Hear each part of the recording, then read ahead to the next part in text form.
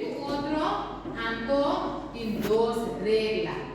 A primeira regra está, que nós trata outro com respeito, né? Quando está tendo, muitos dizem outro, ei, girafa, ou ei, cabrito, o bico. Então, nós não está parecendo com outro. Essa é como regra número 1, a regra número 2, nossa comportação, mesmo no lugar. Então, na casa, de costuma ter assim, que mara mucha, portava não está tende, ou portava está web para stool, ou para para mesa, está ok, precisa na casa.